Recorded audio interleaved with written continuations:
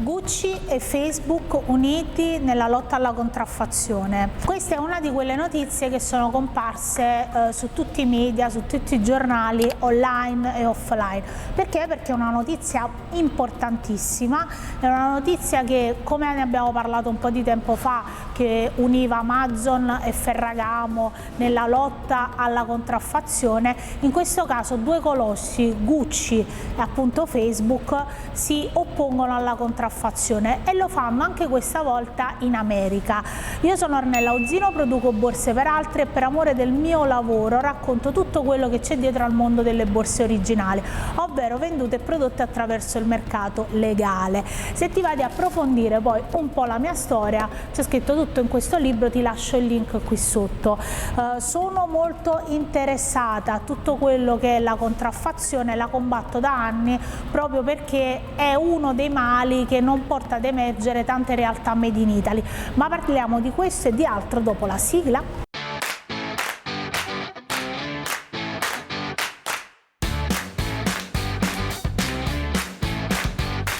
La cosa ha fatto subito stupore, no? Perché comunque quando tu senti due colossi, e parliamo di Gucci che quest'anno festeggia il centenario, quindi ci sono tutta una serie di attività che sta facendo proprio per festeggiare questa grande maison di cui dobbiamo parlare per vari motivi, ne parlerò approfonditamente su in un altro video. E poi parliamo anche di Facebook. Quante volte ho criticato l'attività dei social Facebook e Instagram perché hanno una difficoltà immensa a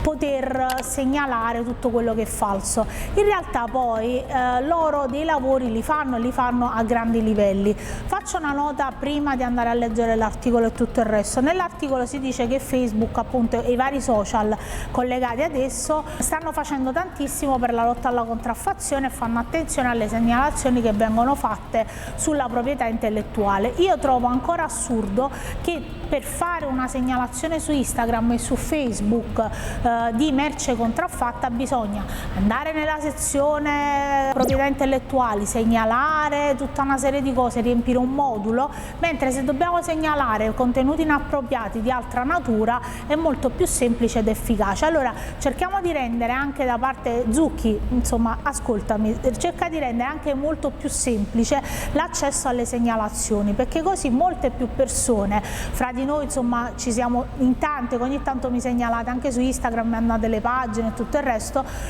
devo segnalarle sempre per merce illegale, perché sostanzialmente se vado nella sezione proprietà intellettuali, cioè devo riempire un modulo, comunque devo fare tante cose che secondo me sono superficiali, perché il social si deve occupare di bloccare la pagina, chiedere le fatture o le autorizzazioni per poter vendere quei materiali, quelle borse, quelle scarpe, quei vestiti o che sia, e poi procedere eventualmente all'eliminazione dell'account se questo viene, segnalando poi tutto alle forze dell'ordine. Ma andiamo ai fatti. In pratica Facebook e Gucci si sono unite in una causa contro un venditore negli Stati Uniti che pare che vendesse davvero tantissimo e truffasse poi, fra virgolette, truffasse o comunque vendesse illecitamente a finti ignari acquirenti prodotti contraffatti di Gucci. Leggiamoci l'articolo che ho trovato sulla Stampa e poi torniamo e lo commentiamo. Facebook e Gucci hanno avviato una causa congiunta contro una persona fisica per violazione dei termini del servizio e delle condizioni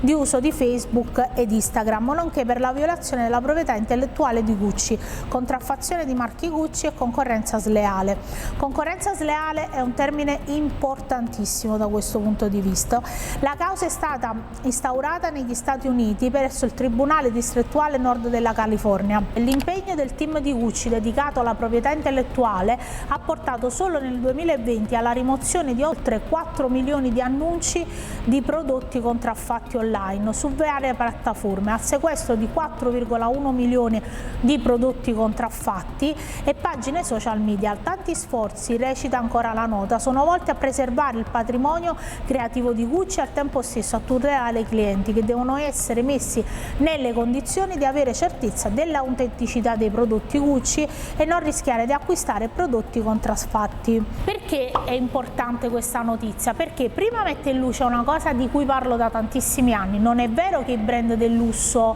in questo, diciamo, periodo e da qualche anno giovano della pubblicità. Come si diceva, come abbiamo detto tante volte, che uno dei motivi per cui le persone compravano contraffatto è perché dicevano che quelli brand del lusso giovano della pubblicità che gli fa ovviamente la merce contraffatta, che quello è un mercato che non sono interessati ad aggredire, perché quelle persone non avranno mai i soldi per poter comprare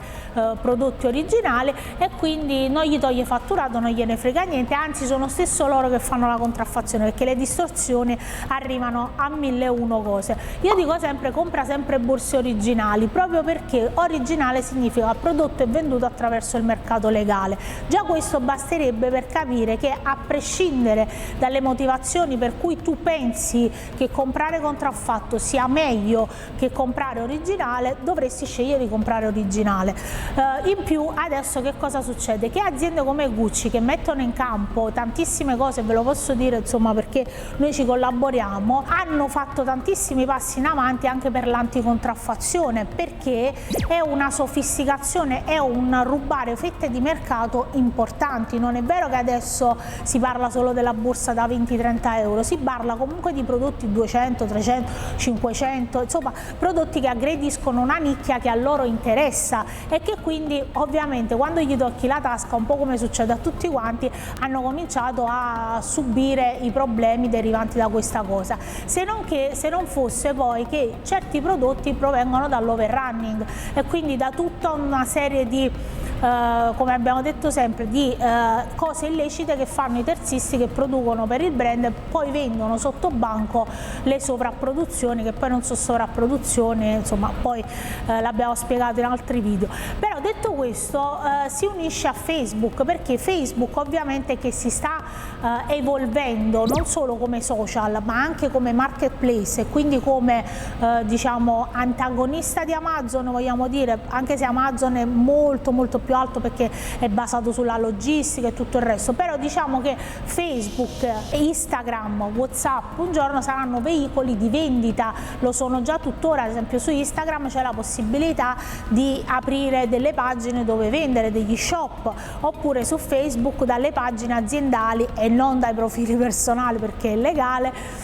insomma è una norma contro le norme di Facebook, si possono vendere prodotti, e quindi questo dà la percezione che ovviamente si vogliono depurare. Facebook per anni e tuttora mantiene in piedi pagine assurdamente, diciamo, che rivendono prodotti contraffatti con migliaia e migliaia di follower, e poi ci si è aggiunto a tutto questo tutti gli influencer che fomentano questa assurda coercizione mentale che viene fatta verso alcune persone. Quindi il fatto che due colossi si mettano insieme e cerchino di combattere, al momento hanno fatto causa a un individuo, ma io fossi loro cercherei di fare tipo veramente delle cause a ampio raggio, perché magari questo individuo era un mega rivenditore, perché a quanto pare chiudeva e apriva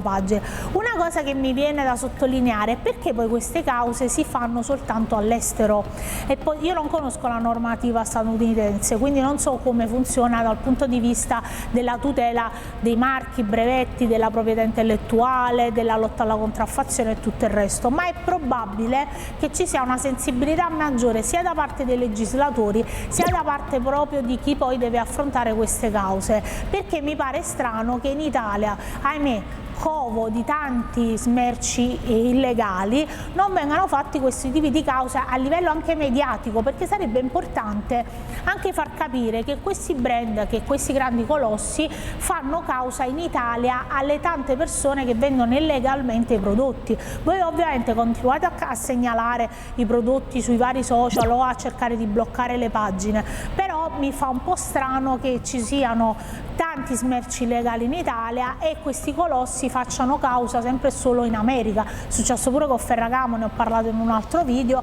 quindi mi sa che là c'è un'attenzione maggiore a certe cose, e quindi anche come dire, fare causa ha un impatto notevolmente maggiore, se non poi che poi magari Facebook è un'azienda americana e quindi ha dei vantaggi a fare causa a delle persone in America, perché ovviamente lavora sul suolo statunitense, insomma è lì che ha la sede. Quindi possono essere tante le opportunità che possono nascere dai momenti così difficili. È fondamentale comprare prodotti originali, perché con i soldi che noi potremmo investire malamente nella contraffazione possiamo aiutare tanti brand a potersi sostenere. E poi non sottovalutiamo che i brand del lusso danno lavoro a tanti artigiani come me e come tanti altri, quindi Gucci, Dior, Prada, Louis Vuitton, se vengono, come dire, osteggiati, se gli viene tolto mercato per un'assurda concezione che così praticamente tu danneggi il brand e non danneggi tutta la filiera,